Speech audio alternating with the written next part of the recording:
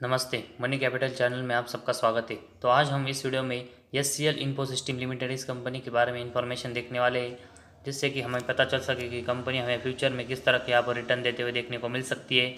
इसके लिए कंपनी के फंडामेंटल, साथ ही में कंपनी के जो बाकी के पॉइंट्स है जिसमें कंपनी की बैलेंस शीट और कंपनी के जो प्रमोटर है उनके पास कंपनी के कितने शेयर होल्डिंग है, उसके बारे में हम इस वीडियो में इंफॉर्मेशन देखेंगे, ताकि हमें पता चल सकेगा कि कंपनी का फ्यूचर का परफॉर्मेंस है वो किस तरह रहते हुए देखने को मिल सकता है।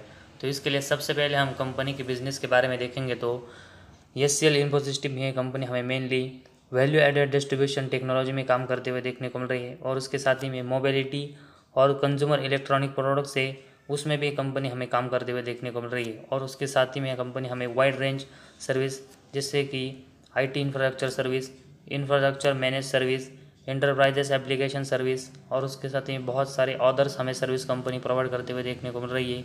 और उसके साथ ही में कंपनी हमें डिजिटाइज एजुकेशनल कंटेंट और लर्निंग सॉल्यूशन ये सेल्स करते हुए देखने को मिल रही है। तो कंपनी का ओवरऑल अगर हम बिजनेस देखेंगे तो कंपनी हमें IT सेक्टर में यहाँ पर काम करते हुए देखने को मिल रही है। इसके बाद कंपनी का जो लेटेस्ट यहाँ पर इंफॉर्मेशन है, इसके लिए हम कंपनी के जो क्वार्टर रिजल्ट है इस Q4 के, उसके बारे में इंफॉर्मेशन देखते हैं।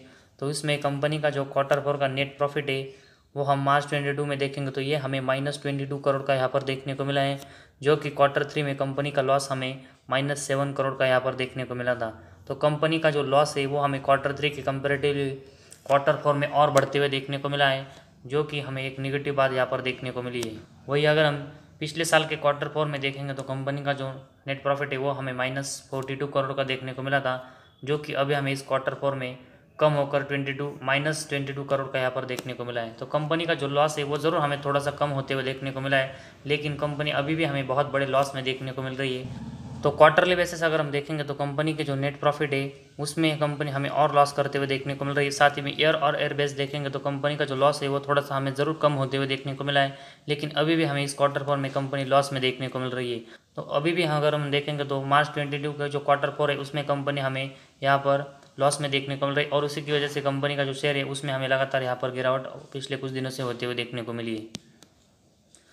इसके बाद अगर हम कंपनी के लॉन्ग टर्म के परफॉर्मेंस के बारे में देखेंगे तो इसके लिए हमें कंपनी का प्रॉफिट एंड लॉस स्टेटमेंट पूरा देखना पड़ेगा। तो उसके लिए हम इसके बारे में इंफॉर्मेशन देखते हैं। तो उसमें सबसे पहले हम कंपनी का जो सेल्स है उसके बारे में इंफॉर्मेशन देखते हैं। तो सबसे पहले हम जून 11 में देखेंगे तो कंपनी का सेल्स 11,400 करोड़ का था। इसके बाद देखेंगे तो कंपनी का जो सेल्स है उसमें लगातार हमें गिरावट होते हुए देखने को मिली है, और कंपनी का जो सेल्स है वो हमें मार्च 22 में 69 करोड़ तक यहाँ पर आते हुए देखने को मिला है।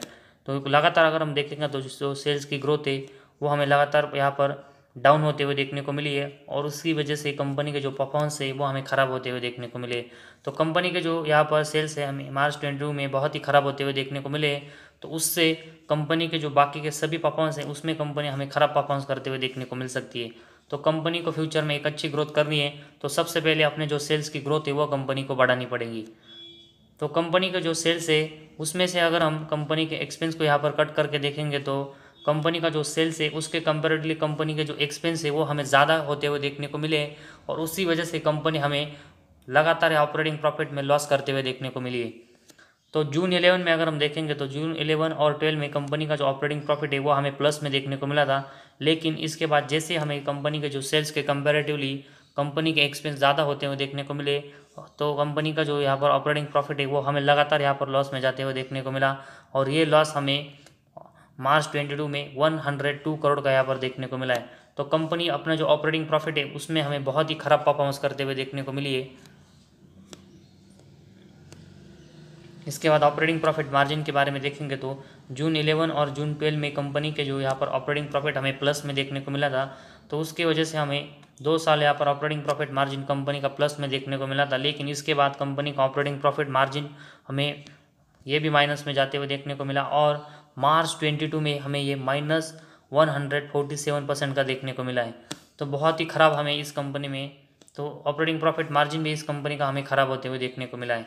तो कंपनी को ऑपरेटिंग प्रॉफिट और ऑपरेटिंग प्रॉफिट मार्जिन है उसको आने वाले साल में ज़रूर यहाँ पर इम्प्रूव करना पड़ेगा, तभी हमें कंपनी का जो शेयर है वो एक अच्छे रिटर्न देते हुए देखने को मिलेगा, वरना कंपनी का जो शेयर है उसमें हमें यहाँ से और भी गिरावट होते हुए देखने को मिल सकती है अगर कंपनी अपने परफॉर्मेंस हमें इम्प्रूव करते हुए देखने को नहीं मिलेगी। इसके बाद कंपनी का नेट प्रॉफिट देखेंगे तो ये हमें जून 11 में 168 करोड़, जून 12 में 72 करोड़। तो 2 साल में कंपनी हमें अच्छा नेट प्रॉफिट जनरेट करते हुए देखने को मिली थी। इसके बाद अगर हम देखेंगे तो हमें कंपनी का जो नेट प्रॉफिट है वो लगातार यहाँ पर लॉस में जाते हुए देखने को मिला। ये हमें -80, -215, -185, -214, -248, -814, -135, -136 और मार्च 21 में -197 करोड़ कंपनी का लॉस हमें देखने को मिला है। तो जून 12 के बाद अगर हम देखेंगे तो कंपनी लगातार हमें मार्च 21 तक यहाँ पर लॉस में जाते हुए देखने को मिली है। तो मार्च 22 में ज़रूर हमें कंपनी यहाँ पर प्रॉफिटेबल होते हुए देखने को मिली है, लेकिन वो कंपनी का जो अदर इनकम है वो बढ़ने की वजह से हमें कंपनी यहाँ पर नेट प्रॉफिट में प्लस में अपना नेट प्रॉफिट जनरेट करते हुए देखने को मिल रही है। तो ठीक है, तो मार्च 22 में कंपनी हमें किसी भी कारण यहाँ पर प्रॉफिट में आते हुए देखने को मिलती है, तो एक अच्छी बात है। लेकिन इन्वेस्टमेंट की नज़र से अगर हम देखेंगे तो कंपनी के जो परफॉर्मेंस है लगातार हमें इम्प्रूव होने चाहिए। तो इसी के कारण हम किसी भी कंपनी में यहाँ पर ज़्यादा इन्वेस्टमेंट करते हैं, ना कि एक साल कंपनी का जो नेट प्रॉफिट है वो प्लस में आने की वजह से। तो जिनको भी लगता है कि ये कंपनी का जो नेट प्रॉफिट है वो कंपनी यहाँ से हमें लगातार प्लस में जनरेट करते हुए देखने को मिल सकती है, वही इस कंपनी में यहाँ पर इन्वेस्टमेंट करे। साथ ही में बहुत सारे रिस्क भी हमें कंपनी के लिए देखने को मिल रही है। तो मार्च 22 से पहले के देखेंगे तो कंपनी लगातार हमें लॉस में जाते हुए देखने को मिली है। तो इसी वजह से आने वाले साल में कंपनी यहाँ पर अपना नेट प्रॉफिट प्लस में जनरेट करते हुए देखने को मिलेगी। ये बहुत ही कम हम कह सकते हैं जिस तरह कंपनी का पहले का परफॉर्मेंस हमें देखने को मिला है। तो इसी वजह से मार्च 22 में कंपनी ने जो नेट प्रॉफिट किया है उसी वजह से थोड़ी इन्वेस्टमेंट हम इस कंपनी में करेंगे। तो मार्च 22 में यहाँ पर कंपनी जो नेट प्रॉफिट में आई है उसकी वजह से कोई भी अगर इस कंपनी में इन्वेस्टमेंट करना चाहता है तो सबसे पहले कंपनी के शेयर में इस परफॉर्मेंस की वजह से हमें तेज़ी आते हुए देखने को मिलती है। तो सबसे पहले वो यहाँ पर प्रॉफिट बुकिंग करे, ताकि कंपनी के जो परफॉर्मेंस हमें लगातार ऊपर नीचे होते हुए देखने को मिल रहे हैं और कंपनी का जो नेट प्रॉफिट है वो हमें इस मार्च 22 से पहले जो ख़राब होते हुए देखने को मिला है वैसे कंपनी आगे हमें करते हुए देखने को मिलती है, तब हमें यहाँ पर ज़्यादा लॉस नहीं होगा और अच्छे प्रॉफिट हम इस कंपनी में अर्न कर सकेंगे। इसके बाद कंपनी की जो बैलेंस शीट है उसके बारे में हम इंफॉर्मेशन देखेंगे तो मार्च 22 में हमें इनके पास -281 करोड़ के यहाँ पर रिजर्व देखने को मिले हैं। तो कंपनी के जो रिजर्व माइनस में जाते हुए देखने को मिले हैं तो कंपनी इसको यहाँ पर प्लस में लाना पड़ेगा। इसके बाद बोरिंग्स कंपनी के देखेंगे तो 414 करोड़ के देखने को मिले। तो पिछले अगर हम कुछ साल से देखेंगे तो कंपनी अपने ऊपर का जो बोरिंग्स है वो लगातार हमें कम करते हुए देखने को मिली, जो कि एक अच्छी बात है। लेकिन कंपनी के जो बोरिंग्स हमें यहाँ पर देखने को मिल रहा है तो उसके कंपेरेटिवली कंपनी के जो रिजर्व है वहाँ अभी भी हमें माइनस में देखने को मिले। तो कंपनी को इसको प्लस में लाना पड़ेगा, तभी हमें कंपनी की बैलेंस शीट स्ट्रांग यहाँ पर होते हुए देखने को मिलेगी। तो कंपनी की जो बैलेंस शीट है वो अभी हमें उतनी स्ट्रांग होते हुए देखने को नहीं मिली है, जिसकी वजह से कंपनी का जो यहाँ पर परफॉर्मेंस है वो इम्प्रूव हो और साथ ही में कंपनी जो अपने ऊपर का बोरिंग्स हमें कम करते हुए देखने को मिली है। तो उसकी वजह से हमें कंपनी का जो नेट प्रॉफिट है वो यहाँ पर कंपनी लगातार ऐसे ही बोरिंग्स कम करती रहती है, तो हमें कंपनी एक अच्छी नेट प्रॉफिटेबल यहाँ पर होते हुए देखने को मिलेगी। तो कंपनी का जो बोरिंग्स है उसके ऊपर हमें लगातार फोकस देना पड़ेगा कि कंपनी हमें अपने ऊपर का जो बोरिंग्स है वो किस तरह हमें आने वाले साल में यहाँ पर कम करते हुए देखने को मिलती है। इसके बाद कंपनी का नेट कैश फ्लो अगर हम देखेंगे तो मार्च 17 के बाद कंपनी का जो नेट कैश फ्लो है वो हमें लगातार यहाँ पर माइनस में देखने को मिला है, जो कि एक बहुत ही खराब हमें बात देखने को मिली है। तो ये हमें तो कंपनी का जो नेट कैश फ्लो है वो हमें कंपनी के परफॉर्मेंस में कोई यहाँ पर कंट्रीब्यूट करते हुए देखने को नहीं मिला है। तो कंपनी को आने वाले साल है उसमें यहाँ पर इसको पॉजिटिव में जनरेट करना पड़ेगा, तभी हमें कंपनी के परफॉर्मेंस कंट्रीब्यूट करते हुए देखने को मिलेगा और कंपनी के परफॉर्मेंस हमें और यहाँ पर इंप्रूव होते हुए देखने को मिलेंगे। तो कंपनी का जो नेट कैश फ्लो है वो हमें यहाँ पर ख़राब देखने को मिला है। इसके बाद डेप्टर डेज अगर हम देखेंगे तो कंपनी के हमें मार्च 22 में 145 देखने को मिले, जो कि इससे पहले 90 थे और मार्च 20 में 39 हमें देखने को मिले थे।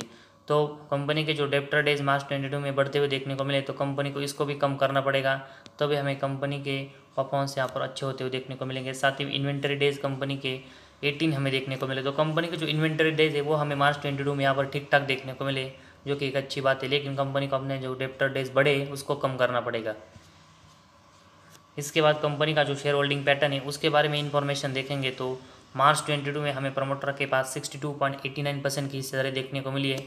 इसके बाद एफआईज और डीआईज के पास देखेंगे तो 0.02 और 0.16% की हमें हिस्सेदारी देखने को मिली है। तो दिसंबर 21 के कंपेरेटिवली थोड़ी सी हिस्सेदारी हमें एफआईज और डीआईज बढ़ाते हुए देखने को मिले। उसका रीज़न अगर हम देखेंगे तो मार्च 22 में कंपनी जो यहाँ पर प्रॉफिटेबल होते हुए देखने को मिले, तो इसी वजह से ये भी हमें थोड़ी सी इन्वेस्टमेंट बढ़ाते हुए देखने को मिले, ना कि बहुत बड़ी इन्वेस्टमेंट इस कंपनी में कर रही है। वही पब्लिक के पास देखेंगे तो इनकी हिस्सेदारी हमें 36.94% की देखने को मिली, जो कि इससे पहले 36.95% की हमें देखने को मिली थी। तो पब्लिक की जो हिस्सेदारी हमें थोड़ी सी कम होते हुए देखने को मिली है, उसमें से हमें एफ और डी है वो थोड़ी इन्वेस्टमेंट यहाँ पर बढ़ाते हुए देखने को मिले। तो एफ और डी है वो भी हमें यहाँ पर इन्वेस्टमेंट है वो इस कंपनी में, कंपनी के जो मार्च 22 में परफॉर्मेंस इंप्रूव है उसकी वजह से ज़्यादा बढ़ाते हुए देखने को नहीं मिले। तो इसी वजह से हमें भी इस कंपनी में अभी इतनी ज़्यादा इन्वेस्टमेंट बढ़ानी चाहिए। तो कंपनी जो एचसीएल ग्रुप का पार्ट है उसकी वजह से हम कह सकते हैं कि कंपनी का जो परफॉर्मेंस है वो हमें फ्यूचर में टर्न अराउंड होते हुए देखने को मिल सकता है। लेकिन अभी कंपनी के जो परफॉर्मेंस अभी देखने को मिले तो उसकी वजह से हम इस कंपनी में ज़्यादा इन्वेस्टमेंट नहीं कर सकते हैं। वो कंपनी के मार्च 22 में कंपनी नेट प्रॉफिट हुई है और साथ ही में कंपनी एचसीएल ग्रुप का जो पार्ट है उसकी वजह से हम इस कंपनी में थोड़ी इन्वेस्टमेंट कर सकते हैं। लेकिन अगर हम कंपनी का अभी परफॉर्मेंस देखेंगे तो कंपनी के परफॉर्मेंस अभी इतने भी हमें स्ट्रांग देखने को नहीं मिल रहे, जिसकी वजह से हम इस कंपनी में ज़्यादा इन्वेस्टमेंट करें। तो आज हमारे इस वीडियो में बस इतना ही। अगर आपको हमारा वीडियो पसंद आए तो इस चैनल को ज़रूर सब्सक्राइब कीजिए।